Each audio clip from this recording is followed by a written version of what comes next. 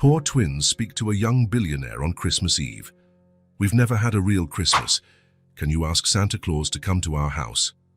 What happens next is unbelievable. Reed pulled his coat tighter against his body as the icy Christmas Eve wind cut at his face. The colorful lights from the shop windows lit his lonely path through downtown, reflecting in the empty eyes that watched families walk past him, arm in arm. Every distant laugh seemed to amplify the silence he carried within him. The sounds of the festive city, Christmas carols escaping from stores, bells ringing on street corners, cheerful voices exchanging holiday wishes, formed a bubble from which Reed felt completely excluded. It was like watching a movie he wasn't a part of. He stopped for a moment, letting the snowflakes land on his shoulders. The entire city was celebrating, except for him. It had been 2 years since Christmas had lost its meaning. 2 years since his apartment had become too big, too quiet. A child ran past, dragging his father by the hand, pointing enthusiastically at a snowman in the window of a toy store. Reed looked away, ignoring the pang he felt in his chest. He kept walking, with no particular destination, just to avoid being still with his thoughts. Beside the grand tree in the central plaza, Reed watched the ornaments sway gently in the wind. The lights blinked in sequence, illuminating the faces of people taking photos, exchanging gifts, sharing moments. He took a deep breath, trying to push away the memories that haunted him. That's when he felt a slight tug on his coat. "Mister." Reed looked down and met 2 pairs of eyes staring up at him. 2 identical little girls, no more than 5 years old, with worn-out hats and patched-up gloves. One of them, with a red bow in her hair, held her sister's hand tightly. Their faces, though chapped by the cold, had a luminous quality, as if the Christmas tree were reflecting in their expressions. "Sorry to bother you," the girl with the bow continued, her voice as soft as the snowflakes falling around them. "I'm Hazel, and this is my sister, Nora." Reed instinctively knelt, bringing himself to the little girl's height. Up close, he noticed the small differences between them. Hazel had a more direct, confident gaze, while Nora observed the world with cautious curiosity. "Hi, Hazel." "Hi, Nora." "Are you lost?" he asked, noticing their red cheeks from the cold and their coats, which were too thin for the weather. Nora shook her head, partially hiding behind her sister. Hazel glanced around quickly before stepping a little closer. "We've never had a Christmas," she whispered, as if sharing an important secret. "Can you ask Santa Claus to stop by our house?" The words hit Reed like a punch. Something awakened in his chest, a feeling he hadn't experienced in a long time. His heart sped up, breaking the monotonous rhythm it had kept for years. "Never," he repeated, feeling the word hang heavy in the air between them. "Never," Hazel confirmed, the seriousness on her face contrasting with her age. "Mommy said Santa Claus doesn't know where we live." Reed swallowed hard, trying to fight back the lump forming in his throat. He thought of all the children around them, hugging their presents, while these 2 little ones didn't even have the hope of receiving something. "Where do you live?" he asked, his voice coming out softer than he intended. Hazel pointed to a narrow alleyway that led away from the brightly lit plaza. Following her small finger, Reed saw only shadows and darkness. The contrast with the plaza's lights could not have been more stark. "Over there," she answered. "It's not far." Reed hesitated for a moment, looking at the girls and then in the direction she indicated. What was he doing? He didn't know these children. It wasn't his responsibility. He could just smile, wish them a Merry Christmas, and continue on his lonely way to the empty apartment that awaited him. But something in the girl's hopeful eyes stopped him, something that spoke directly to the part of him he was trying to forget. "Can I walk you there?" he offered, surprising himself. The smile that lit up Hazel's face made the night seem less cold. She extended her free hand, which Reed accepted automatically. The small hand fit into his, bringing an unexpected warmth. Nora, still wary, stayed on her sister's other side, watching him with curious eyes. "Do you know Santa Claus?" Nora asked suddenly, her voice so low it was almost a whisper. Reed met the girl's eyes, seeing a hope so genuine it made his heart ache. "Everyone knows Santa a little bit," he answered carefully. not wanting to promise something he couldn't deliver. They walked in silence for a few minutes, leaving the bright lights and store music behind. With every step, the city grew darker, quieter. The houses became smaller, more crowded, some with broken windows covered by cardboard. There were no festive decorations here, no sign of the Christmas spirit that overflowed just a few blocks away. It was then that Nora finally spoke again. Her voice so low, Reed had to lean in to hear. "Mommy's going to be happy," she murmured. "We found a good man." Reed felt a lump in his throat. A good man. When was the last time someone had seen him that way? For a moment, he felt like an imposter. If they knew how he had shut himself off from the world for the last 2 years, how he avoided all contact, any connection. They stopped in front of a small structure at the end of the alley. You could barely call it a house. It was a single room with a makeshift roof and a wooden door that didn't close completely. Through the only window, the faint light of a candle flickered, casting dancing shadows on the wall. Hazel knocked on the door 3 times, an apparently familiar code.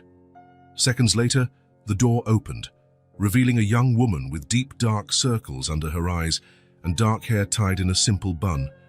Despite her evident exhaustion, there was a dignity in her posture, a quiet pride that Reed recognized immediately. Her eyes widened when she saw him. "Who is this man?" she asked, instinctively pulling the girls closer to her, her body positioning itself as a protective barrier.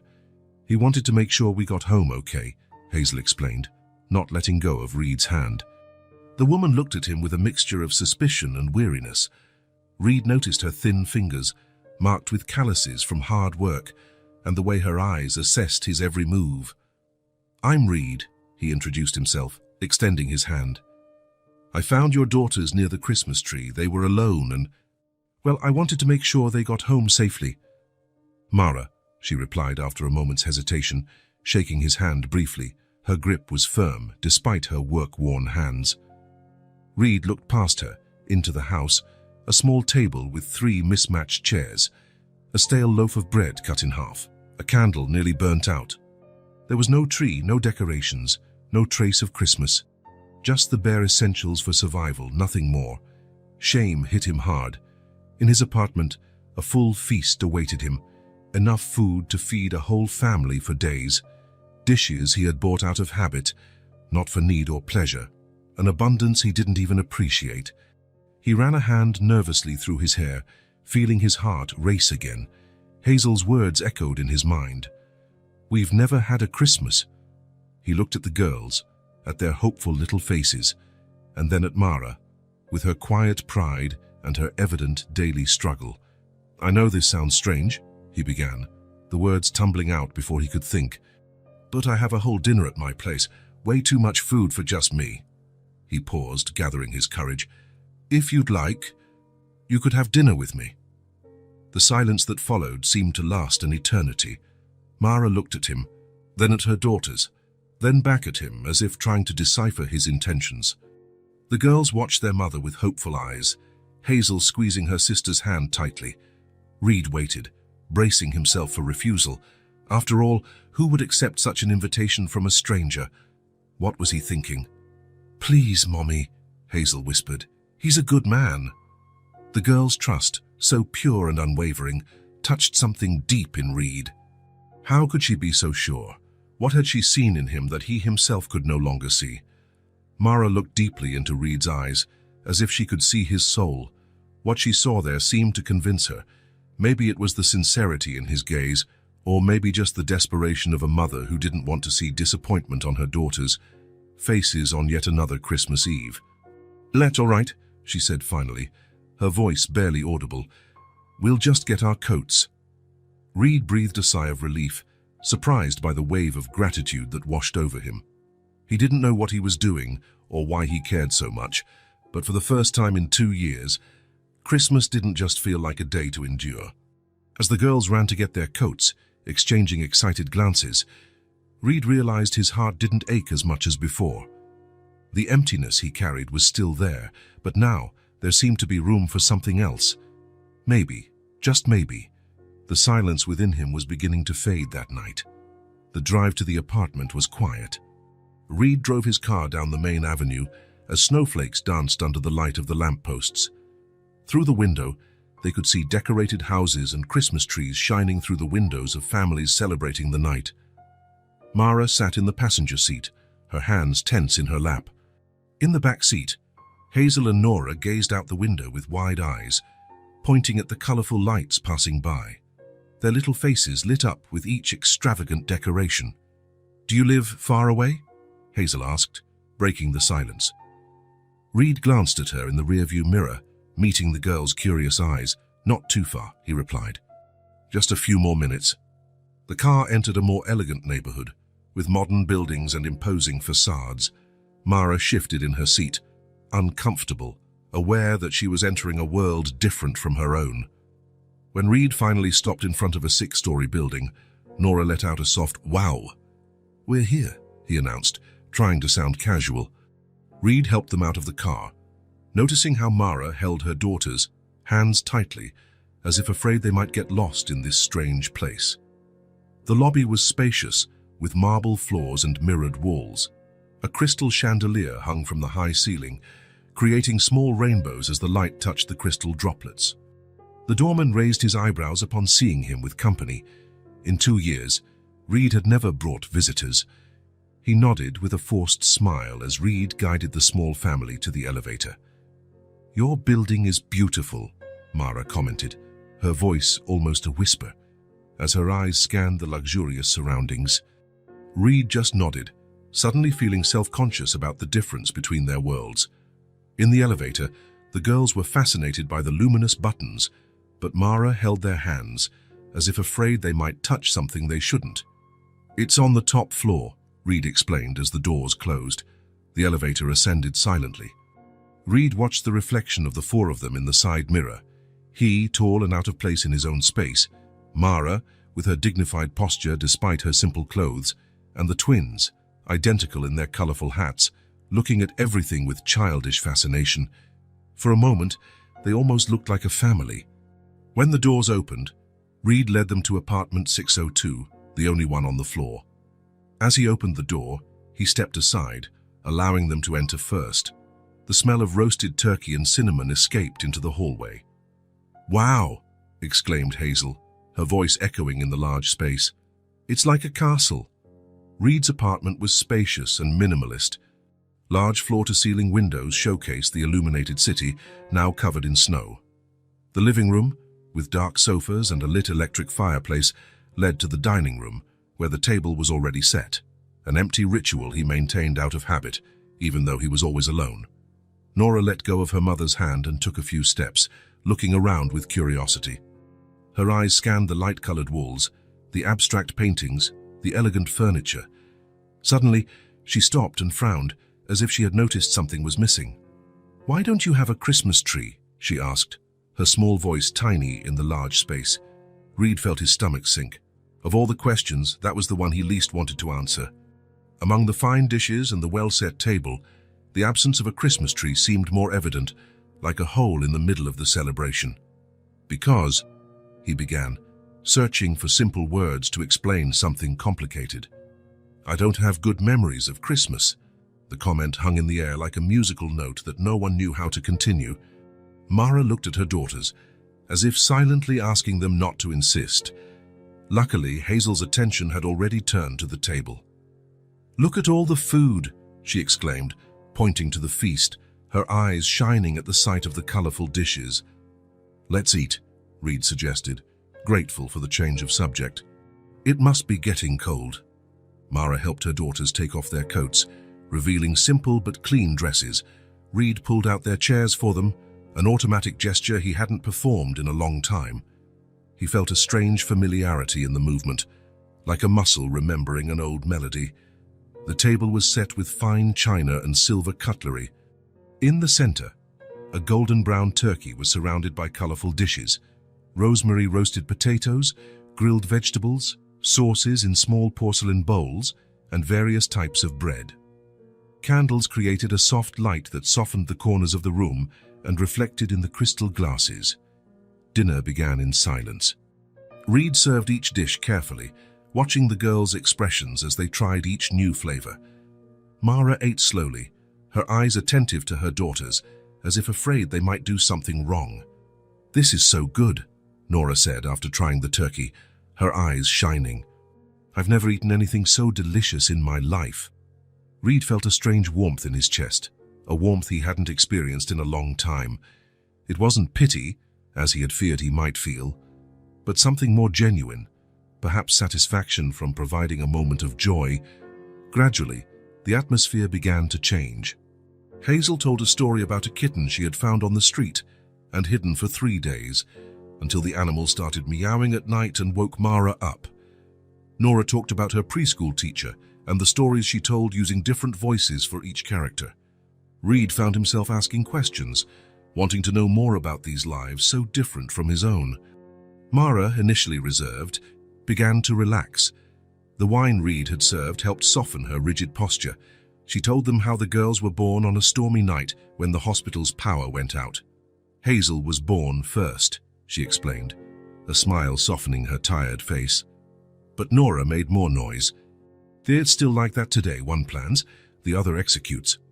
The girls laughed, and Reed caught himself smiling, a gesture that had become rare on his face. The sounds of cutlery, conversation and laughter filled the apartment, which, for the first time in years, didn't feel too big or too empty. "How do you have a job?" Hazel asked, looking at him with the direct curiosity of children. "Yes," Reed replied, cutting another piece of turkey for her. "I write computer programs. I work from here most of the time." "Are you alone all day?" Nora questioned, seeming genuinely concerned by the idea. Reed hesitated, not used to considering his loneliness as something worrisome. He had grown so accustomed to the silence that he had almost forgotten what it was like to live any other way. "I'm used to it," he said simply. "Sometimes it's good to have space to think." "Mommy cleans houses," Hazel informed him, changing the subject with the natural ease of children. "But now people have gone away for Christmas and don't need her." Mara looked down, a faint blush coloring her cheeks. That wasn't how she would have wanted to be introduced, Reed realized. He noticed her discomfort and intervened.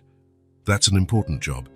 I've worked in places where someone who took good care of the environment was greatly missed. It makes a difference in people's daily lives." The grateful look Mara gave him was brief but significant. There was a dignity in her that Reed admired, the strength to raise 2 daughters alone and maintain her pride, even when circumstances were difficult. When they finished dessert, an apple pie with cinnamon that the girls devoured enthusiastically, Reed offered Mara coffee. As he prepared the cups in the kitchen, he saw out of the corner of his eye the girls exploring the living room with cautious steps, as if treading in a museum. Hazel stopped in front of the fireplace, where a few framed photographs rested on the mantel. She carefully picked one up, her small fingers holding the silver frame as if it were made of thin glass. "Who are they?" she asked, turning to Reed. Time seemed to freeze. The cup Reed was holding trembled slightly, spilling a few drops of coffee on the counter. In the photo, a woman with brown hair smiled, hugging a girl of about 4. Both had the same smile, the same green eyes, the same dimple on the right corner of their mouths. Mara noticed his expression and quickly approached Hazel. "Honey, we shouldn't touch other people's things without asking," she said in a low voice, trying to take the photo from her daughter's hands.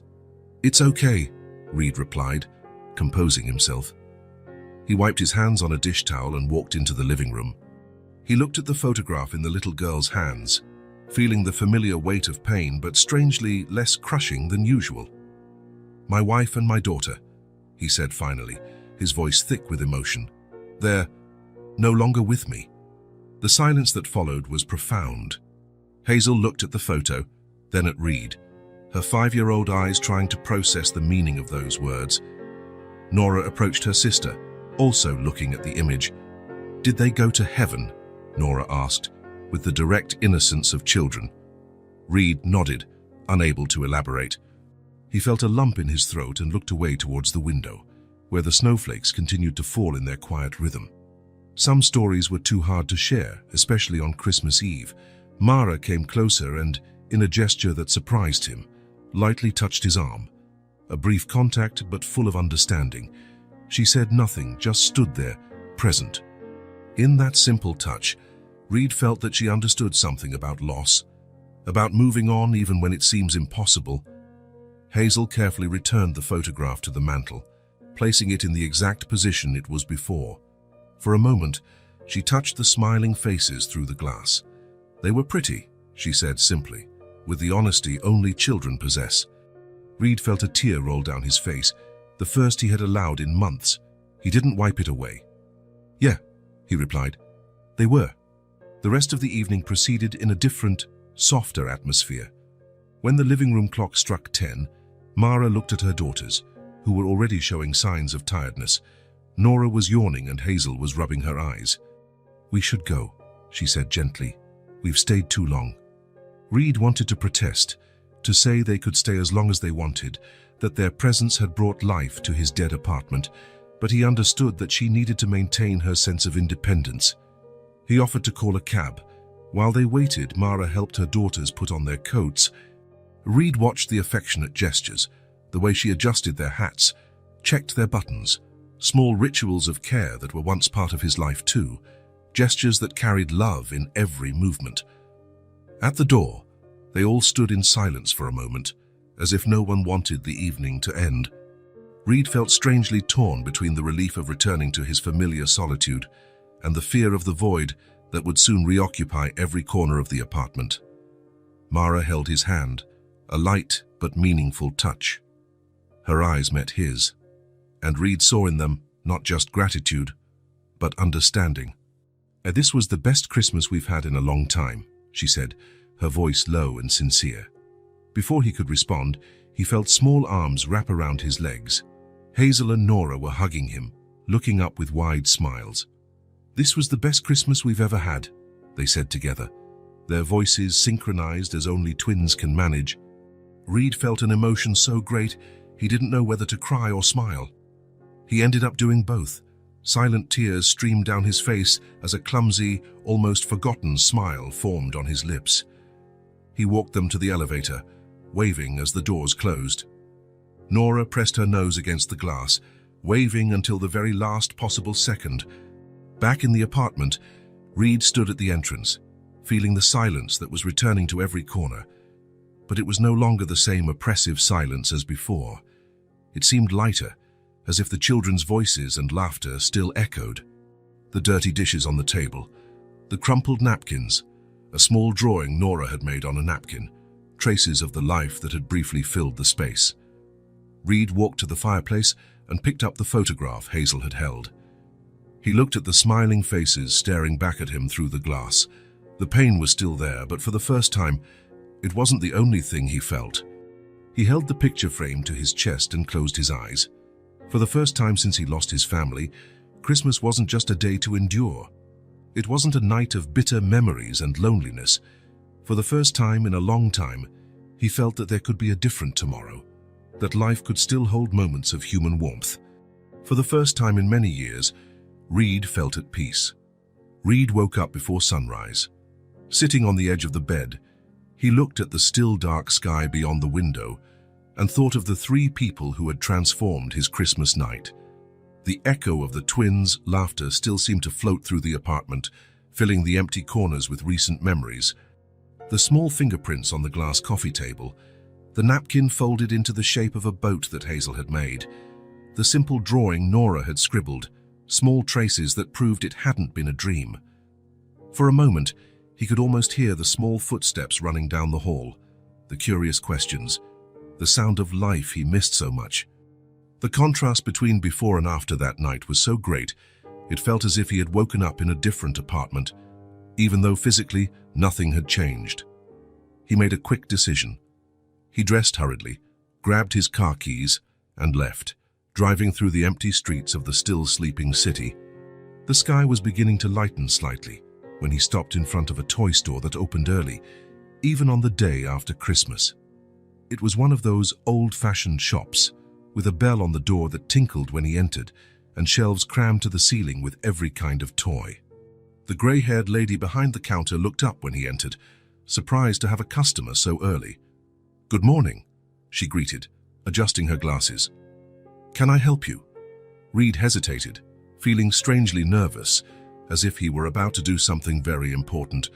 "I need 2 dolls," he said finally, "for 5-year-old girls. Twins."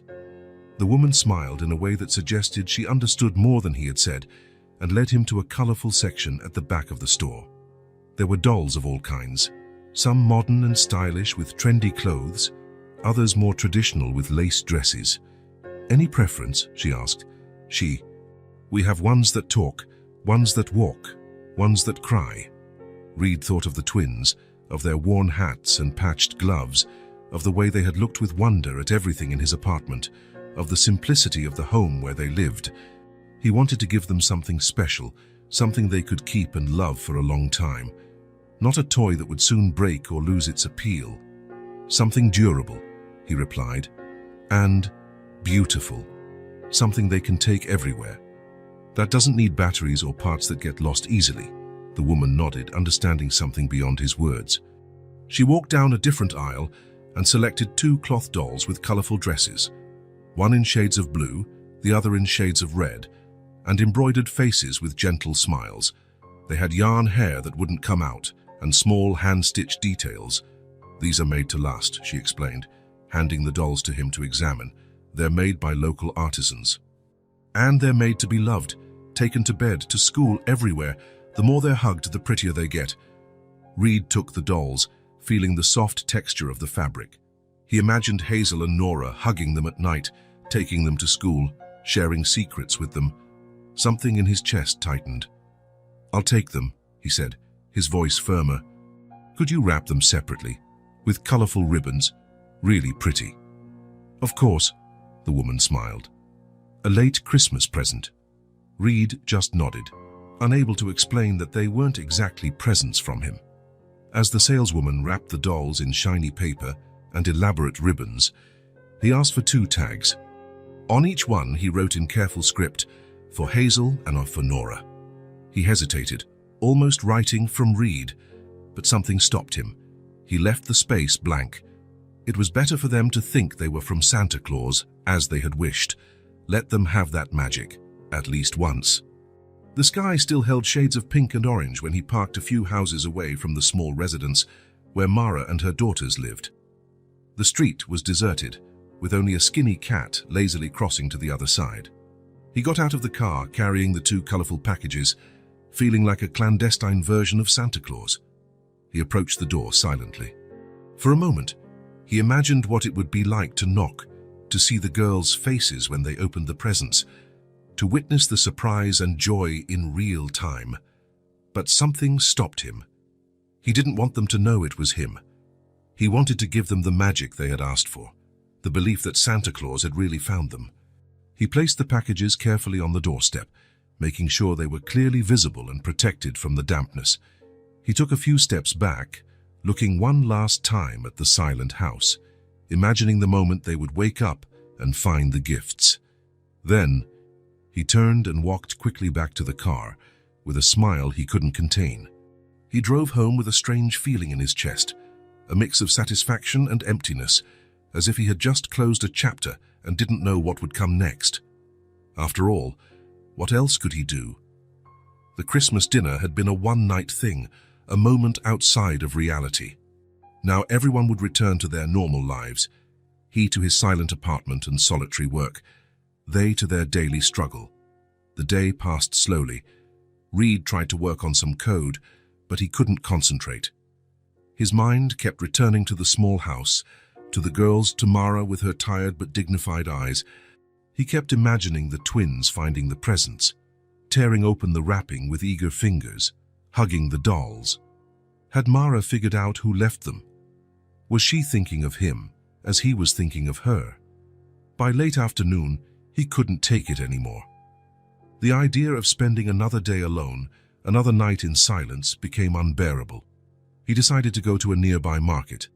As he walked through the aisles, his cart filled up, fresh fruit, various cheeses, whole wheat bread, chocolates, natural juices, cookies, rice, beans, pasta, sauces, foods he imagined the girls would like, things Mara probably didn't buy often, and also basic items that would last for weeks. The cashier looked curiously at the single man buying enough food for a large family. Reed paid without explanation and arranged everything in a large basket he bought at the store, covering it with a colorful cloth. He drove again to the simple neighborhood, this time without the cover of darkness. The sun was beginning to set when he parked in front of the small house. He felt his heart race as he took the heavy basket and walked to the door. For an instant, he almost turned back. Who was he to show up like this, unannounced? What if she didn't want to see him? What if it had just been kindness on her part, nothing more? He took a deep breath before knocking. 3 soft knocks, followed by silence. Then he heard quick footsteps on the other side and excited voices, little feet running. The door opened, revealing Hazel with wide eyes. For a second, she was frozen, as if she couldn't believe what she was seeing. Then, a huge smile took over her face. "It's the man!" she shouted, turning back into the house. "Mommy! Nora! The Christmas man is back!" Before Reed could say anything, Hazel grabbed his free hand and pulled him inside with a strength surprising for someone so small. Nora appeared, running from the other room, carrying a cloth doll against her chest, her eyes shining with excitement. "You came back," she exclaimed, hugging his legs as if they were old friends. Reed felt something warm and luminous spread inside him, as if the sun had risen in his chest. He bent down to their height, balancing the heavy basket. "I brought some things for you," he said, showing them the basket. "Look what Santa brought." Nora held up the doll, showing it off with pride. "He didn't forget us. He found our house. I knew he would find it. We asked the man to talk to him, remember?" Hazel said to her sister, then looked at Reed with shining eyes. "You talked to him, right? You told him where we lived." Before Reed could answer, Hazel ran to get her own dolly, equally enthusiastic.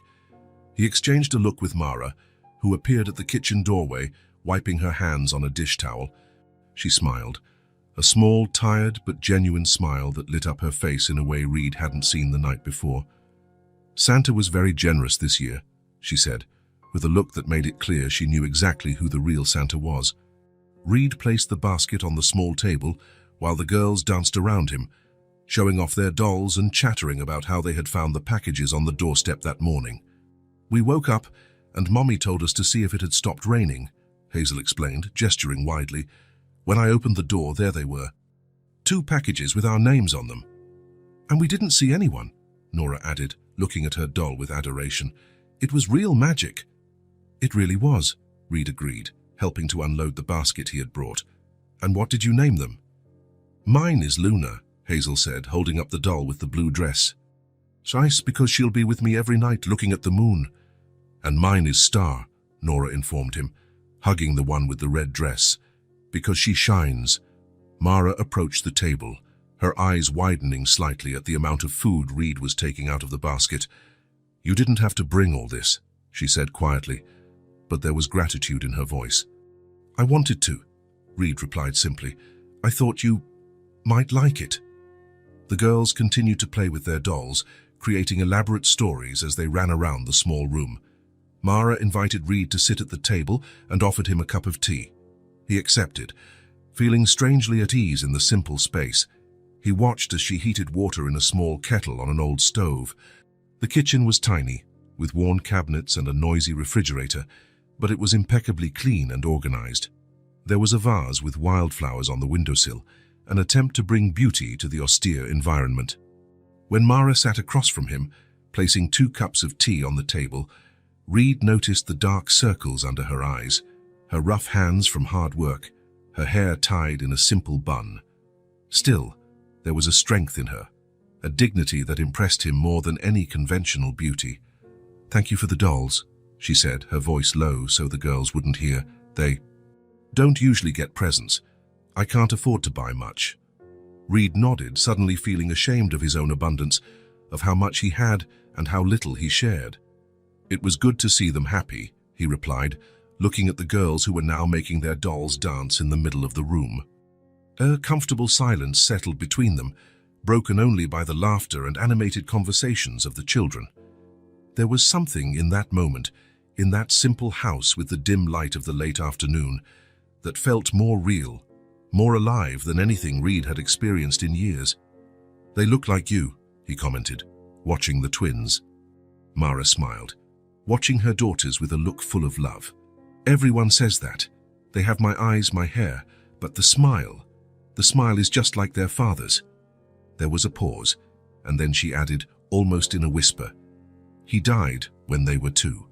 They barely remember him. Reed felt the familiarity of pain in her eyes. It was the same kind of pain he saw in the mirror every morning. I'm sorry, he said, and he truly was. It was an accident at work, Mara continued, turning the cup between her fingers. He was a construction worker. A scaffold collapsed. It was all very fast. Reed nodded, respecting the weight of that loss. He understood then why she hadn't asked questions about his own story the night before. She recognized pain when she saw it. My wife and my daughter, he began, the words feeling heavy on his tongue. They died in a car accident 2 years ago, just before Christmas. Mara looked up, meeting his eyes. There was no pity in her gaze, only understanding. The understanding that only someone who has gone through the same pain can offer. That's why you don't have a tree, she said, not as a question, but as a statement. Reed nodded, surprised at how easily the words came out. It had been so long since he had talked about them, about the accident, about the hole that was left in his life. And now, sitting in a small, poorly lit kitchen with a woman he barely knew, the words flowed like water from a dam that finally breaks. They were coming back from buying presents, he continued. The snow was heavy. A truck lost control on the road and... His voice broke. Mara said nothing, just placed her hand over his on the table. A light touch, but one that conveyed more comfort than all the empty words of consolation he had ever heard. There was no, it's going to be okay, or time heals all wounds, that so many well-meaning people had told him. Just presence, just understanding. It's hard to move on, she said after a moment, especially when you have to do it alone. Reed looked at her, really looked. He saw the daily struggle in the corners of her eyes, the strength in her premature expression lines, the weariness and determination mixed in her posture. How do you do it? He asked, genuinely curious. But how do you manage to smile, to move on, to raise your daughters alone? Mara looked at the girls, who were now sitting on the floor, feeding their dolls an imaginary dinner. I don't have a choice, she answered simply. They need me. I can't afford to give up, no matter how much I sometimes want to. She paused, taking a sip of tea. And at the end of the day, when they smile or hug me, it makes everything bearable. Reed felt a deep admiration. While he had shut himself away in his luxurious apartment, protecting himself from the world with silence and isolation, this woman faced life daily, fighting for her daughters, finding the strength to continue. I got stuck, he admitted, more to himself than to her. On the day of the accident, the moment I knew they weren't coming back, as if a part of me was buried with them. It's easier to stay stuck, Mara agreed. Moving on hurts, every step hurts. But you moved on. For them, she replied, looking at her daughters. Always for them. The girls approached the table, interrupting the moment. Hazel carefully placed Luna on the edge of the table. She wants tea too, she announced solemnly. Mara smiled and pretended to pour a tiny cup of tea for the doll. Nora climbed onto Reed's lap without asking permission, as if it were the most natural thing in the world. She placed Star on his shoulder. She likes you, she said, settling in as if it were her usual spot. Just like me. Reed felt the light weight of the girl on his lap, the warmth of her trusting little body, and something inside him gave way. A knot that had formed 2 years ago began very slowly to unravel. When he finally prepared to leave, the sky was completely dark. The girls protested, asking him to stay a little longer, to tell a story, to see how Luna and Star slept. Mara gently called them to order. Mr. Reed needs to rest, she explained. And so do you, it's past your bedtime. Are you coming back tomorrow? Hazel asked, her big eyes fixed on him, with the worry of someone who has seen important people leave and not return. Reed looked at Mara, uncertain. She smiled, a small but hopeful smile full of possibilities. He can come back if he wants to, she answered for him. I'll be back, Reed promised, surprising himself with the certainty in his voice. At the door, as the girls waved excitedly, Mara looked at him with an expression he couldn't quite decipher. There was gratitude there, and something more, perhaps the same understanding he felt, the recognition of two people who knew loss and, perhaps, could help each other find their way back. "Thank you," she said. "For everything." Reed shook his head. "No, thank you for letting me in." And they both knew he wasn't just talking about the house. As he drove back to his apartment, the silence in the car didn't feel so heavy. There was something new growing inside him. Not exactly happiness, not yet. But maybe it was hope, the seed of something that could, with time and care, blossom again. Dusk cast orange hues across the streets as Mara turned the corner toward her house. Her steps were heavy, dragged down by the fatigue of a full day spent searching for a job. She carried on her shoulders not just the weight of her own exhausted body, but also the burden of worry that accumulated with every closed door. She had visited 5 different places, 2 stores downtown, a small restaurant, a laundromat, and a cleaning company. At each one, the same response: "We'll review your application and get in touch," or more directly, "We're not hiring at the moment." The politeness of the words didn't disguise the rejection. As she walked, Mara tried to organize her thoughts. There were only a few dollars left in the emergency jar she kept hidden at the back of the closet. The bills were piling up: rent, water, electricity. Soon she would have to choose which one to pay first. The fear of not being able to support her daughters grew with each passing day. As she got closer to home, she forced herself to straighten her posture. She couldn't let the girls see her desperation. They were too young to carry the weight of adult worries, although Mara knew that, somehow, they already felt it. The way Hazel looked at the coins before asking for anything. The way Nora hugged her stomach when she said she wasn't hungry. Small signs that broke her heart. She turned the last corner and noticed something different. A car was parked a few feet from her house. It wasn't common to see such new vehicles on that street. Her heart quickened slightly as she recognized it. As she got closer, she saw that the front door was ajar. Normally, this would have alarmed her, but before fear could set in, she heard her daughter's laughter coming from inside. She quickened her pace, pushing the door open carefully. The scene she found made her chest tighten in a way she didn't expect. In the small living room space, Reed was sitting on the floor, with Hazel and Nora around him. The 3 were involved in some elaborate game that seemed to involve the dolls, some old wooden blocks, and a story about dragons and princesses. The girls gestured excitedly, and Reed listened to them with genuine attention, as if every word was precious. For a moment, Mara stood frozen in the doorway, absorbing the image. There was something so familiar and yet so strange about that scene. A man playing with her daughters, something that hadn't happened since their father died. She felt a confusing mix of emotions: gratitude, nostalgia, and a kind of pain she couldn't name. It was Nora who saw her first. "Mommy!" she shouted, running towards her with Star clutched to her chest. "The man is back! We're playing Enchanted Forest!"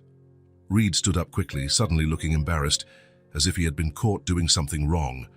"Sorry to show up unannounced," he said, running a hand through his hair in a nervous gesture. "I was just passing by and thought I'd visit." Hazel ran to her too, her eyes shining with excitement. "He's been playing with us since lunch, Mommy. He made the best dragon ever."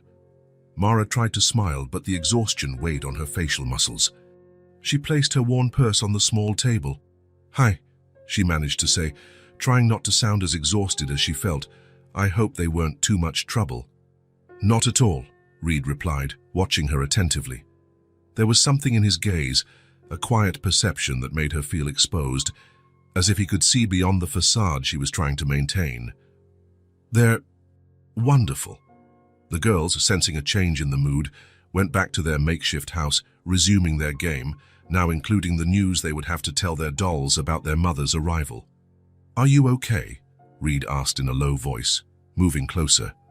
Mara opened her mouth to say yes, to give the automatic response she always gave, that everything was under control, that she was just a little tired. But something in the way he asked, without false formalities, made it impossible for her to lie. "No," she admitted, her voice almost breaking. She took a deep breath, composing herself. "I didn't find anything today." None of the places are hiring. Reed nodded, without offering false words of comfort or unsolicited advice. He just listened, and somehow that meant more than anything he could have said. "Can I make you some tea?" he offered after a moment. "You look like you need to sit down for a bit." Mara almost laughed at the irony, a guest offering to serve something in her own home, but she was too tired to refuse. "That would be great," she replied, slumping into the nearest chair. Reed moved carefully around the small kitchen, as if trying not to take up too much space. He found the kettle, filled it with water, and put it on the stove. His movements were precise, efficient. While the water heated, he came back to her. "How the girls told me you went looking for a job," he commented. "3 places, they said."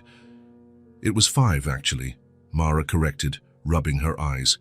"I walked all over the city, but it's always the same thing. No openings. They'll review my resume. They'll call me later." She paused, looking at her rough hands. "Nobody ever calls." The kettle started to whistle, and Reed went back to the kitchen. She watched him carefully prepare the tea, using the only 2 non-chipped cups she owned. There was something comforting in seeing him move around her house, as if he belonged there. "It's really tough," he said, returning with the steaming cups. "Especially this time of year. A lot of places downsize after the holidays." Mara nodded, gratefully taking the hot drink. The warmth of the cup warmed her cold hands. "I used to clean a few houses regularly, but 3 families traveled for the holidays and don't need me right now. Another one moved." She blew on her tea before continuing. "I only have 1 house to clean next week, and I don't know when the other families will be back." Reed took a sip of his tea, his expression thoughtful. The girls continued to play, oblivious to the adult conversation, creating a world where problems were always solved before sunset. "It'll work out," he said finally, with a conviction that Mara envied. "Something will turn up." She gave a faint smile, too tired to share his optimism. "I hope so," she replied simply. "It has to." They talked a little more, about light things, the weather, the girls, games, a new store that had opened downtown. Reed didn't bring up the job topic again, and Mara was silently grateful for that. It was hard enough to face her situation without having to talk about it constantly. Reed stayed a bit longer, helping her prepare a simple dinner with what was in the house, pasta with a makeshift sauce of tomatoes and herbs. The girls set the table, proud to show how they knew how to help. There was something strangely domestic about the scene, as if it wasn't the first time they had dinner together, as if Reed belonged in that small space. When he finally said goodbye, it was already dark. The girls protested, asking him to stay longer to tell more stories. Mara gently called them to order, reminding them that everyone needed to rest. At the door, Reed paused, looking at her with an expression that seemed to want to say something more. "Thanks for letting me stay," he said. "It was nice to be here." "You're always welcome," Mara replied, and she realized she truly meant it. He nodded, smiling slightly. "Rest well, and don't give up. I'm sure something will turn up soon." After he left, Mara closed the door and leaned against it for a moment, letting out a long sigh. The girls were already in the small room they shared, putting Luna and Star to bed. She walked over, watching them from the doorway. "Time for bed, girls," she announced, trying to sound firm despite her exhaustion. As she helped them with their nightly routine, brushing teeth, putting on pajamas, arranging the thin blankets, Mara thought about Reed, about his kindness, about how he had suddenly appeared in their lives, bringing gifts, food, and now, this comforting presence. It was almost too good to be true. "Is the man coming back tomorrow?" Nora asked, already in bed, hugging Star. "I don't know, sweetie," Mara replied, stroking her hair. "He has his own life and his own work." "But he likes us," Hazel insisted. "He said so." "Yes," Mara agreed, feeling something warm in her chest. "I think he really does." After the girls finally fell asleep, Mara sat at the kitchen table, alone with her thoughts. Tomorrow would be another day of searching, another day of closed doors. But somehow the weight felt a little lighter now. She looked at the cup Reed had used, still on the table. A man with so much, drinking tea from a chipped cup. eating simple pasta with them, sitting on the floor playing with her daughters. Why? What did he see in them? The question lingered in her mind as she prepared for bed. Reed drove slowly through the city's illuminated streets, his hands gripping the steering wheel tighter than necessary. The image of Mara coming home, tired and defeated after a full day of job hunting, wouldn't leave his mind. Nor would the look in the girls' eyes, so young and already so aware of their hardships, so worried about whether their mother would find a job. He parked in front of his building but didn't get out of the car right away. He sat there, thinking. He had resources, connections, he could easily help. But he knew Mara was proud, that she wouldn't accept direct charity. He had to find a way to help without demeaning her. He then remembered Anna, his friend from college, who now ran a restaurant downtown. Anna's corner wasn't big or luxurious, but it had a loyal clientele and good food. They had talked the week before, over a quick lunch, and she had mentioned something about needing one more person on her team. He looked at the clock. 9:30. It wasn't that late. He took out his phone and dialed her number. "Hello?" Anna's cheerful voice sounded on the other end of the line. "Anna, it's Reed. Sorry to call this late." "Reed, it's okay. It's not that late. Is everything all right?" He hesitated for a moment, organizing his thoughts. "I remember you mentioned you were looking to hire someone for the restaurant. Are you still?" "Yeah, I need a waitress. Jessica went on medical leave and will be out for a few months." "Why? Do you know someone?"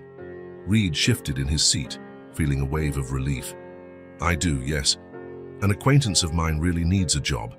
She has 2 young daughters to support and is going through a tough time." "Does she have experience as a waitress?" Anna asked. "Not that I know of," he admitted. "But she's hard-working, responsible. I'm sure she'd learn fast." There was a pause on the other end of the line. Reed waited anxiously. He knew he was asking for a favor that Anna could easily refuse. "Look," she said finally, "normally I prefer someone with experience, yet you know how busy it can get. But, she paused. "If you're recommending her, she must be trustworthy. Can you tell her to come by tomorrow, around 10 in the morning? I'll talk to her, see if it's a good fit." Reed felt a wave of gratitude. "Of course, she'll be there." "Thanks, Anna. This means a lot." "Don't thank me yet," Anna replied, and he could hear the smile in her voice. "Let's see if she fits the profile we need, but I'll give her a chance. For you." After hanging up, Reed finally got out of the car and went up to his apartment. He was eager to tell Mara the news, to see the relief in her eyes, the smile that would light up her tired face. But he decided to wait until the next day. He would show up early, offer a ride to the restaurant, and then tell her about the interview. As he prepared for bed, Reed realized he was genuinely excited about the prospect of helping this family. It wasn't just about charity or doing a good deed. It was about feeling useful, needed, a part of something again.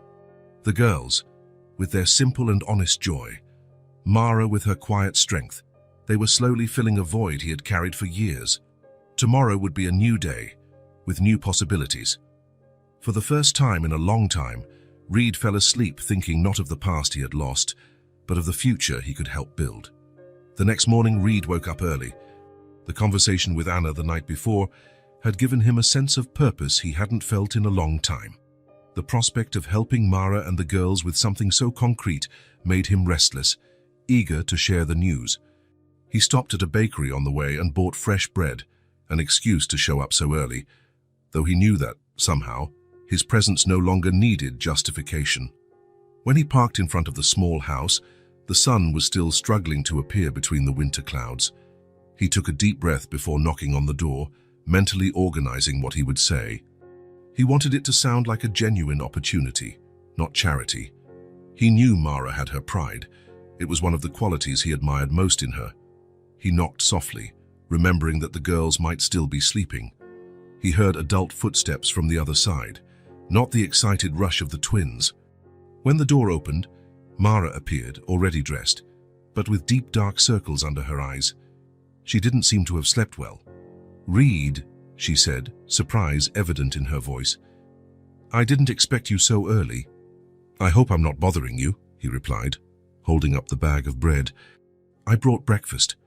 Mara hesitated for only a moment before opening the door wider, silently inviting him in. The house was quiet. Down the hall, Reed could see the door to the girls' room was closed. "They're still asleep," Mara explained, noticing his glance. "They stayed up late talking about the stories you told yesterday." Reed smiled, feeling a warmth in his chest as he imagined the twins retelling his stories to each other before bed. He followed Mara to the small kitchen where she began to make coffee. It was then that he noticed the papers scattered on the table. He didn't try to read them, but it was impossible not to see what they were. Bills, receipts, a notebook with numbers written down. Next to it, a small glass jar with a few coins. Mara followed his gaze and quickly gathered the papers, stacking them clumsily. "Sorry for the mess," she murmured, not looking at him. "I was just organizing some things." Reed noticed her embarrassment. He had seen enough, numbers circled in red, due dates underlined. The reality of Mara's financial situation was laid bare in those papers.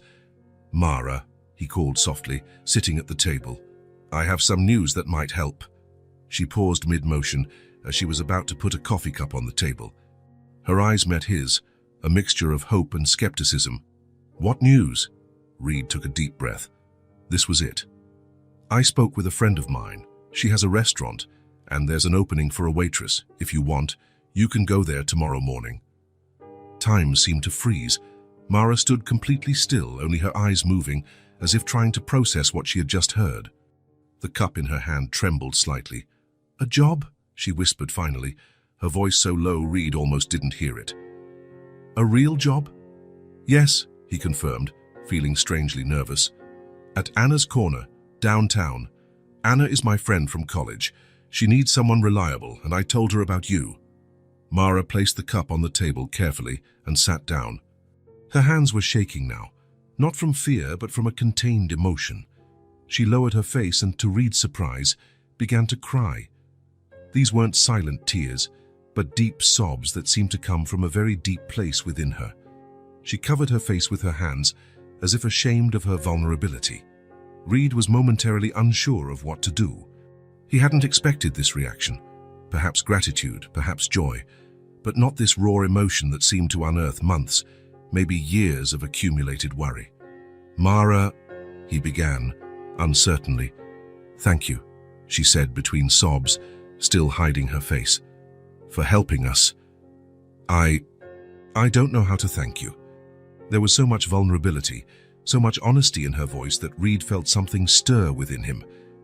Without much thought, he reached across the table and gently touched her hand. A light, respectful touch, just enough for her to know she wasn't alone. "You don't have to thank me," he replied softly. "You deserve this chance." Mara finally uncovered her face, quickly wiping away the tears. There was something different in her eyes now, a sparkle, a small flame that wasn't there before, hope. "It's just an interview," she said, as if trying to contain her own excitement. "It might not work out." "It will," Reed assured her, still holding her hand lightly. "Anna needs someone, and you need a job. It's a fair trade." Mara looked at their joined hands on the table. For a long moment, she was silent, just letting the contact linger between them, like an anchor in the midst of a storm of emotions. "Ever since the girl's father died," she began, her voice almost a whisper, "I've been fighting alone. Every bill, every problem, every decision, all on my shoulders." She paused, lifting her eyes to meet his. "Sometimes it's so heavy I don't know how I stay on my feet." Reed nodded, understanding perfectly. He knew the weight of isolation well, the exhaustion of facing the world without anyone to share the burden with. "You're not alone anymore," he said, surprised by the firmness in his own voice. Something changed in Mara's gaze, a silent understanding, an acceptance. For the first time since she lost her husband, since she found herself alone with 2 young daughters to raise, Mara allowed herself to believe that maybe, just maybe, she no longer had to carry it all alone. The weight she had always felt on her shoulders, the constant fear of not being able to support her daughters, the anxiety of every unpaid bill, the terror that something would go wrong and there would be no one to help, seemed, in that moment, a little less crushing. It wasn't just the possibility of a job, although that represented a concrete lifeline. It was the presence of this man, who had entered their lives by chance on a Christmas Eve and, somehow inexplicably, seemed determined to stay. It was knowing that, for the first time in a long time, she wasn't completely alone in the fight. Mara squeezed Reed's hand lightly, a silent thank you that went beyond words. A small smile, still wet with tears but genuine, formed on her lips. Hope, that rare visitor that hadn't appeared in her life for so long, had finally found its way back to her heart. The day of the interview dawned grey. Mara woke up before her alarm, after a night of restless sleep. Confused dreams of restaurants, uniforms, and kind smiles had populated her rest. She sat on the edge of the bed, allowing herself a few moments to gather her thoughts, mentally planning what she would wear, what she would say, how she would answer the questions that would surely come. She wanted to be at her best. This interview could change everything. She got up silently, careful not to make any noise. The girls needed to sleep a little longer before starting their day. While making coffee, she mentally reviewed what Reed had said about Anna and the restaurant, Anna's Corner, downtown, 10 o'clock. He would pick her up at 9:30. Mara chose her best blouse, a simple but well-preserved piece in a light blue color. She set aside the black skirt she saved for special occasions and the only pair of closed-toe shoes that weren't too worn. It wasn't an elegant outfit, but it was the best she had. She was brushing her hair when she heard a sound from the girls' room. Not the usual cheerful chatter, but a low groan, almost a whimper. Her heart instantly raced, that maternal sixth sense warning her that something was not right. She hurried to the room, opening the door slowly. Nora was still sleeping soundly, hugging Star, but Hazel was tossing restlessly in bed, her little face red and shiny with sweat. Mara quickly approached and touched her daughter's forehead, recoiling from the heat she found. "Hazel, honey," she called softly, sitting on the edge of the bed. The girl opened her eyes with difficulty. Her gaze was glassy, unfocused. "Mommy," she murmured, her voice weak and slurred. "It's hot, and it hurts." "What hurts, my love?" Mara asked, her heart tight. "Everything," Hazel replied, closing her eyes again. "My head. My tummy." Mara ran to the bathroom and returned with the thermometer. While waiting for the reading, she dampened a small towel with cold water and placed it on her daughter's forehead. The thermometer confirmed her fear, 103.6 degrees, a dangerously high fever. She looked at the clock on the wall. 7:15 in the morning. The interview was at 10. Maybe, if she gave her the fever reducer now, the fever would go down in time. Maybe she could ask her neighbor to watch the girls for a few hours. Maybe. Hazel groaned again, turning in bed, her little face contorted in discomfort, and in that instant, Mara knew there was no choice to be made. Not really. She fetched the medicine from the kitchen and helped her daughter swallow it with a little water. Hazel coughed and almost choked, but managed to take the medicine. Mara changed the cold compress, feeling the heat of her daughter's skin through the damp cloth. The noise woke up Nora, who sat up in bed rubbing her eyes. "Mommy," she called, her voice still thick with sleep. "What's wrong?" "Hazel isn't feeling well, honey," Mara explained, trying to keep her voice calm so as not to frighten her other daughter. "She has a fever." Nora looked at her sister, her eyes widening with concern. She got up and came closer, holding Star tightly to her chest. "Is she going to be okay?" she asked, her voice small and scared. "Yes, she will," Mara assured her, even as she felt the weight of uncertainty. "She just needs rest and medicine." The next few hours passed in a blur of changed compresses, more doses of medicine, and attempts to get Hazel to drink water. The fever fluctuated but didn't break completely. Around 9 o'clock, Mara looked at the clock again, feeling the weight of the decision she had already made in her heart. She couldn't go to the interview. She couldn't leave Hazel like this. She thought about calling Reed, about explaining the situation, but she didn't have his number. He had said he would pick her up. She would have to explain when he arrived. She hoped he would understand, that he could pass on her apologies to Anna. Maybe if luck was on her side, the job would still be available when Hazel got better. The doorbell never rang. 9:30 came and went. 10 o'clock, 10:30. At Anna's corner, the morning started busy. Staff prepared the tables for lunch. The kitchen was bustling with preparations, and Anna alternated between supervising everything and checking the clock every few minutes. At 10:15, she picked up the phone and dialed Reed's number. "Hello?" His expectant voice sounded on the other end. "Reed, it's Anna. Your friend didn't show up for the interview. Is everything okay?" There was a momentary silence on the other end of the line. "What do you mean she didn't show up?" he asked, confusion evident in his voice. "I was going to pick her up at 9:30. "Well, it's 10:15 and she's not here," Anna replied. "I thought maybe you knew something." Another silence, longer this time. "No, Reed hesitated. Something must have happened. I'll check and call you back." "The position is still available," Anna assured him before hanging up, "if there's a good reason." Reed stared at the phone for a few seconds after ending the call. A bad feeling began to form in his chest. Mara wasn't the type of person to miss an opportunity like that, not after the emotion she had shown the day before. Something had to be wrong. Without a second thought, he grabbed his coat and car keys. The entire drive to Mara's house, his mind spun with possibilities. Maybe she had given up. Maybe she had found another job. Maybe... But his heart knew.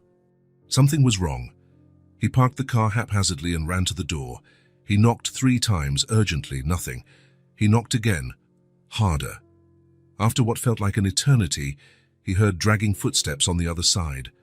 The door opened slowly, revealing Nora with wide eyes, clutching Star as if the doll were a shield. "Hi," she said in a low voice, very different from her usual excitement. "Mommy's with Hazel. She's sick." Reed's heart sank. He quickly entered and followed Nora to the small room. The scene he found made his chest ache. Mara was kneeling by the bed, dabbing a compress on Hazel's forehead. The girl was clearly unwell. Her red face shone with sweat. Her hair was stuck to her forehead, and her breathing seemed rapid and shallow. Mara, focused on her daughter, didn't even notice his presence until Nora spoke. "Mommy, the man is here." Mara turned, surprised. Her face showed exhaustion and worry, her eyes red from lack of sleep. "Reed," she said, her voice weak. I couldn't go to the interview. Hazel has had a high fever since early this morning. I can't leave her like this." Reed approached silently, kneeling beside her. He looked at the girl, so small and fragile in bed, her breathing rapid and shallow. He felt his heart tighten, a concern that surprised him with its intensity. "How long has she been like this?" he asked softly. "The fever started yesterday, but it got much worse during the night," Mara replied, changing the compress on her daughter's forehead. "I've already given her fever reducer, but it's not going down." Reed looked at the thermometer on the nightstand, 103.55 degrees Celsius, too high. "She needs to see a doctor," he said, the decision forming instantly in his mind. Mara nodded, biting her lip. "I know. I was waiting for the medicine to take effect. But," her voice faltered, "I didn't know if I should call you. I don't want to seem like I'm using you." The vulnerability in her voice made something inside Reed stir. Without hesitation, he took her hand firmly. "You're not," he said with conviction. "I'm here because I want to be." Mara nodded, trying to hold back the tears that threatened to fall. "I couldn't leave. I couldn't leave her like this." Reed looked at Hazel again. He gently touched her face, feeling the intense heat emanating from her skin. It wasn't just a fever. It was the kind of temperature that required immediate medical attention. "She needs a doctor," he repeated, this time with more urgency. "I'll take you."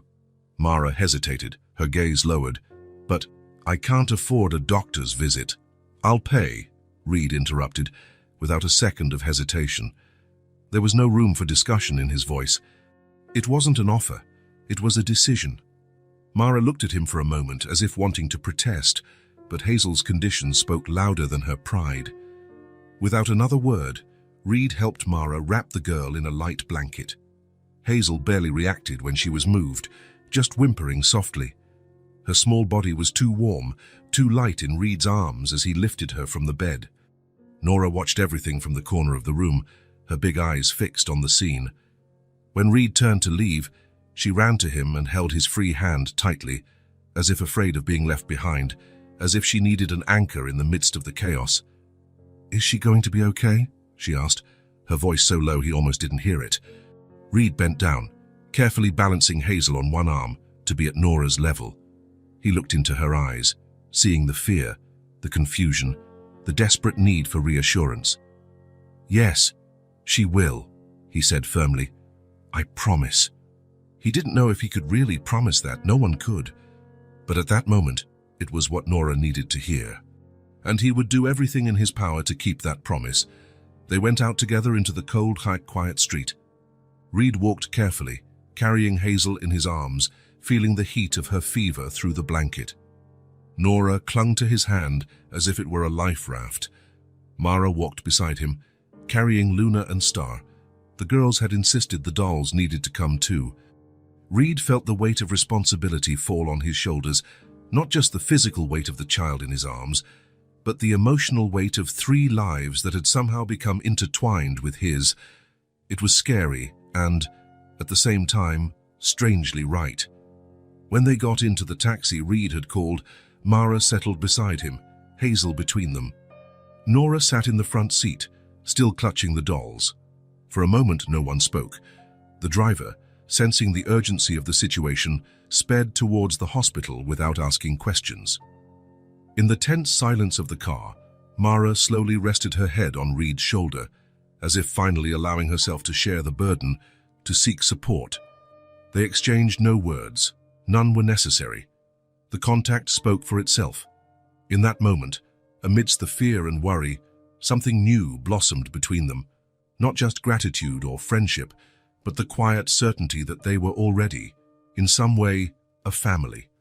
No one had said it out loud, perhaps not even admitted it to themselves, but it was there in the way they moved together, how they supported each other, how they faced the crisis as a unit. Reed looked at Hazel's feverish little face, at Nora's worried expression in the front seat, at Mara leaning on his shoulder. And he knew, with a clarity that startled him, that he would do anything for them. Anything. The hospital's waiting room was crowded, but Reed managed to get Hazel seen quickly. Her high fever, combined with her age, classified the case as urgent. Mara didn't leave her daughter's side for a second, holding her little hand while the doctor examined her. Nora stayed with Reed, sitting quietly beside him, clutching Star and watching everything with attentive, worried eyes. The doctor, a middle-aged man with a kind gaze, examined Hazel meticulously. Throat, ears, lungs. He asked questions about symptoms, duration of the fever, medications already given. Mara answered everything precisely, her voice betraying her accumulated exhaustion and worry. Finally, after what seemed like an eternity, the doctor smiled slightly. "It's a strong virus," he explained, putting away his stethoscope. "It's going around a lot this time of year, especially among children. Nothing that a few days of rest, plenty of fluids, and the right medicine won't fix." Mara let out a breath she hadn't realized she was holding.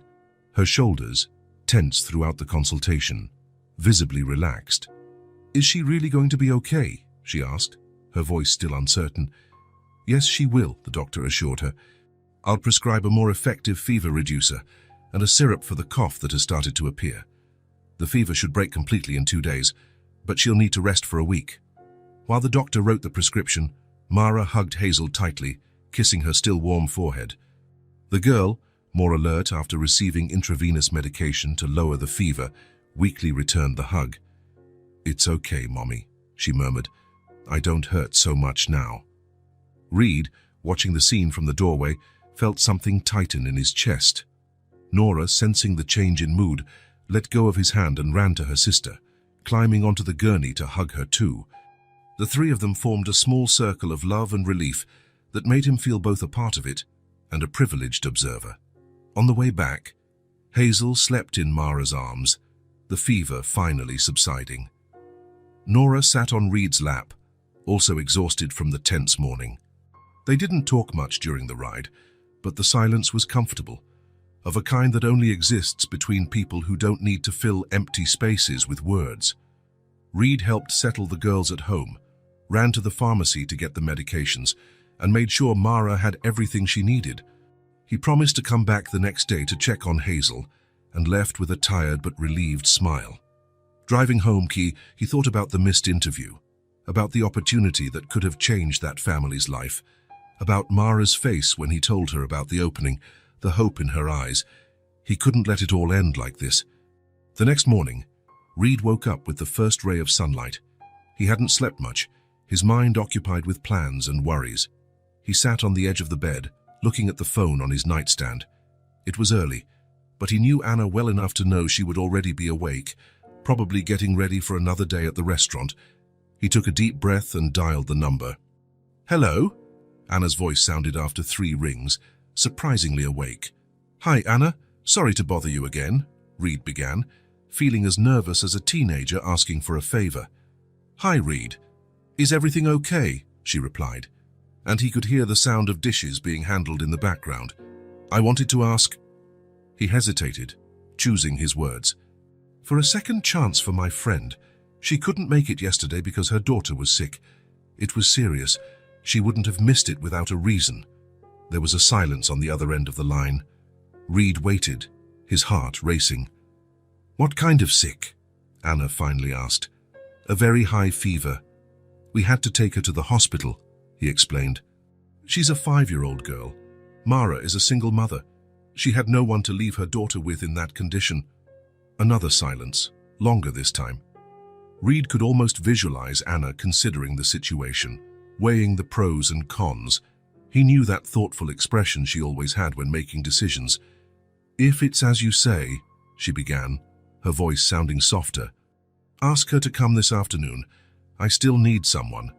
Reed felt a wave of relief and gratitude. "Thank you, Anna, really." "At 3 o'clock, she specified, and Reed, "She must be very special for you to be insisting so much." He smiled, not denying the implicit observation. "She is." As soon as he hung up, Reed quickly got ready and drove to Mara's house. The day was clear, the sky a deep blue that seemed auspicious. He parked and walked to the door with hurried steps, eager to share the good news. He knocked softly, aware that Hazel might be sleeping. It was Nora who opened the door, still in her pajamas, holding Star as always. "Hi," she exclaimed, a smile lighting up her face as she recognized him. "Mommy's with Hazel." "She's better today." "That's great," Reed smiled, stepping inside as she moved aside. "Can I talk to your mom?" Nora nodded and led him to the small room. Hazel was sitting up in bed, propped up by pillows, with Luna by her side. She had color in her cheeks, no longer the intense red of the fever, but a healthy pink. Mara was sitting beside her, reading from an old storybook. "Look who's here, Mommy," Nora announced. Mara looked up, surprised, and her face broke into a tired but genuine smile. "Reed," she said, getting up, "I didn't expect you so early." "Hi, mister," Hazel greeted with a weak voice but a small smile. "How's our patient?" he asked, approaching the bed. "Better," Mara replied. "The fever has almost completely gone. The doctor was right." Reed sat on the edge of the bed and placed his hand on Hazel's forehead, confirming it was only slightly warm. The girl smiled at the gesture, as if appreciating his concern. "I have some news," he said, turning to Mara. "I just spoke with Anna, the owner of the restaurant." Mara froze and her eyes widening slightly. "And?" she asked, her voice barely a whisper. "She wants you to go this afternoon, at 3 o'clock. She still needs someone." Time seemed to stop. Mara stood motionless, processing the information. Then, slowly, she covered her mouth with her hand, her eyes welling up. "You got me a second chance?" she asked, her voice thick with emotion. Reed smiled, feeling inexplicably happy at her reaction. "You deserve it." For a moment, no one spoke. Then, to Reed's surprise, Mara approached and hugged him, a quick but heartfelt hug, full of gratitude and something more he couldn't quite define. "Thank you," she whispered, pulling away shyly, as if suddenly realizing what she had done. "What's a second chance, Mommy?" Nora asked, curious. It's when you get another opportunity to do something that didn't work out the first time, Mara explained, wiping away a stubborn tear. And it's very, very important. That same day, after making sure the neighbor would watch the girls, Mara got ready with the same care she had before. Reed drove her to the restaurant, trying to reassure her the whole way. She was visibly nervous, her hands twisting in her lap. "What if she doesn't like me?" she asked quietly as they parked. "Impossible," Reed replied with sincerity. "Just be yourself." He waited in the car while she went inside. An hour and a half later, when Mara came out of the restaurant, he knew the result before she even spoke. There was a light in her eyes, a different way of walking, an energy he had never seen before. She got into the car and looked at him, her eyes shining. "I got the job," she announced, her voice brimming with contained joy. "I start on Monday." Reed smiled, feeling something open up inside him. A quiet, deep joy he hadn't experienced in a long time.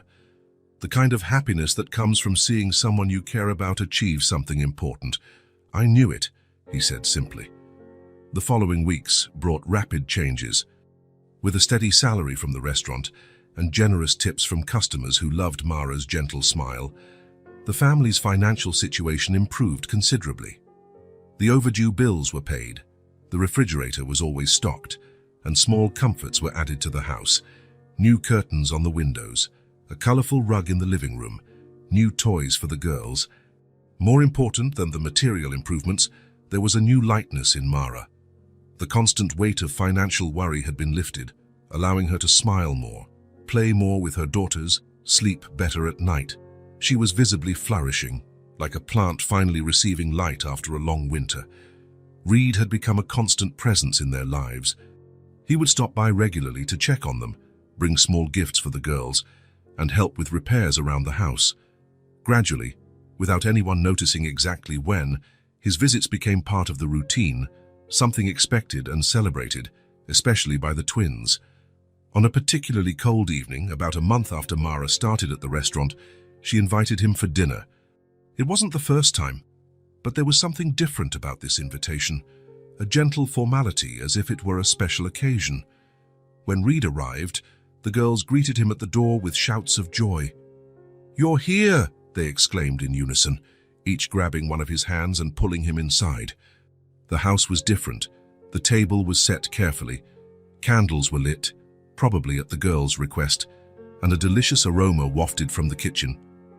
Mara appeared at the doorway, wiping her hands on a dish towel, smiling in a way that made Reed's heart race. "Welcome," she said. "I hope you're hungry." The dinner was simple but prepared with evident care, a flavorful stew, fresh bread, a colorful salad. The girls chatted excitedly, talking about school, about the adventures of Luna and Star, about the new book Mara was reading to them before bed. In the middle of the meal, Nora suddenly grew serious, as if remembering something important. She exchanged a look with Hazel and answered without a word. They both got down from their chairs and ran to their room. They returned moments later, Nora carrying something hidden behind her back. "We made something," Hazel announced, looking both nervous and proud. Nora stepped forward and held out a colorful piece of paper toward Reed. "We made it for you," she said shyly. Reed took the paper carefully. It was a drawing made with colored pencils and markers. In the center, 3 figures held hands, 2 small ones wearing colorful dresses, and a larger one in the middle. They were all smiling, with exaggerated smiles that took up half their faces. Above, in uneven, colorful letters, it was written, "Our special friend." Something happened inside Reed at that moment, an emotion so intense and unexpected that he felt his throat tighten. He tried to speak, to say thank you, but his voice failed him. He swallowed hard, looking at the drawing, at those 3 figures holding hands, at that simple and profound representation of what they had become to each other. He looked up and met Mara's gaze. She was smiling, a calm and understanding smile, as if she knew exactly what he was feeling. There was gratitude in that smile, but also something more, something warm and promising, something that spoke of future possibilities. The girls watched anxiously, waiting for his reaction. "Do you like it?" Hazel asked, leaning in to get a better look at his face. Reed nodded, finally finding his voice. "It's the most beautiful gift I've ever received," he said with sincerity. The twins smiled, relieved and happy, and went back to their seats to finish dinner. The conversation continued, but Reed was different, transformed by that simple piece of paper. In that instant, holding the drawing to his chest, Reed realized he was no longer just the man who had lost everything. That definition no longer contained him. He had found something new, something that didn't replace what he had lost, but that was equally precious, equally vital. He looked around, at the girls eating and laughing, at Mara serving more stew, at the small house warmed by their presence, by the shared moments, by the stories created together. And he understood, with crystal clarity, that he had moved on. The grief was still there. A part of him always would be. But it was no longer the dominant force in his life. It no longer defined who he was or how he lived. The pain had transformed into something different, a bittersweet memory that could coexist with the new joy he had found. Sitting at that simple table, with the drawing in his hands and his heart finally at peace, Reed knew he had also received his second chance. And, like Mara, he was determined to make the most of it. If this story touched your heart, subscribe to the channel and turn on notifications so you don't miss the next ones. Leave a like because it helps this story get recommended to more people. See you in the next story.